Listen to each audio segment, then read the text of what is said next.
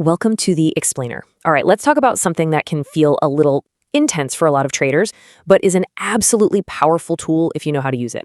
I'm talking about the option chain. Today, we're going to demystify it together. I mean, just imagine for a second, what if you had a map that showed you exactly where the biggest players in the market are drawing their lines in the sand? That's pretty much what an option chain gives you. It's so much more than a table of numbers. It's a strategic map, and I'm going to show you exactly how to read it. Okay, so let's dive right in. First things first, let's get on the same page. What even is an option chain? At its core, an option chain is just a big list of all the puts and all the calls for a stock or an index.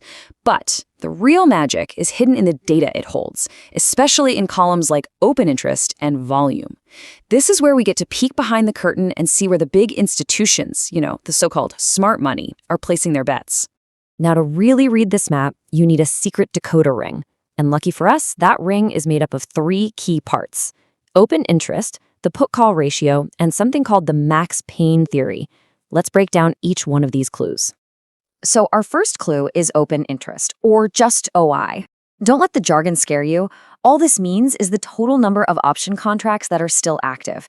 They haven't been closed out yet. And here's why that's so important.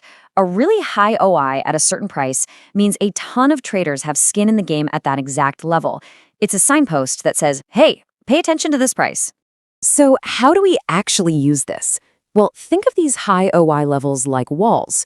When you see a huge amount of put options at a certain strike price, it acts like a solid floor underneath the stock's current price. That's what we call a strong support level.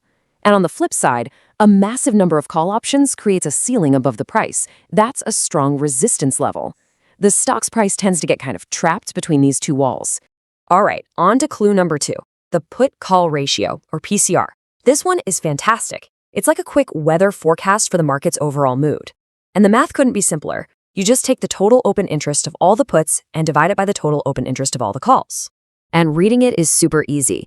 You see, if the PCR value is greater than 1, it tells you there are more puts than calls out there. The general feeling is bearish. People are expecting prices to drop. If it's less than 1, the mood is bullish. Traders are optimistic and expect prices to go up. And if it's right around 1, well, things are pretty balanced, and the market might just be heading sideways for a bit. And now, for our final and probably most dramatically named clue, the max pain theory. It sounds intense, right? But the idea is actually pretty simple. This theory suggests that as we get closer to the option's expiration date, the stock's price will tend to get pulled toward a specific strike price, the one where the maximum number of option buyers, both put and call buyers, lose their money. It's like this invisible magnet pulling the price to the point of maximum pain. Okay, theory is great, but let's see how this all works together in the real world. Let's put our new decoder ring to the test and walk through a real-world example using the Bank Nifty Index. So here's our scenario.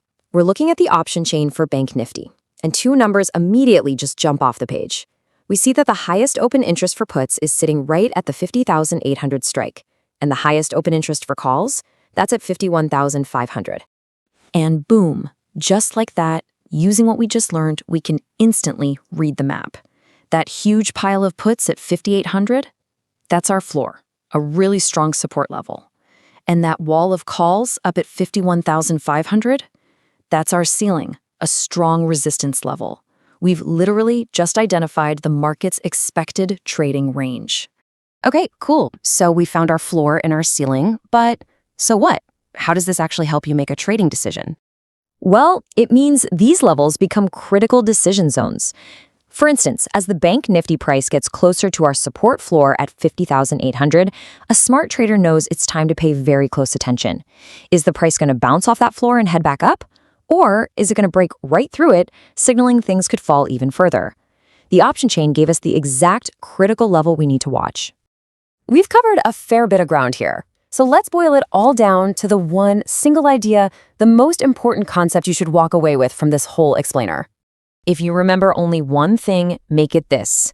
The strike prices with the highest open interest are where the market builds its support and resistance levels. That simple idea is the absolute foundation of using the option chain to really understand what the market is thinking. It's the whole game. And there you go. You now have the 3 key clues to start decoding the option chain and seeing those market battle lines for yourself. The only question is, The next time you pull up that data, what are you going to look for first?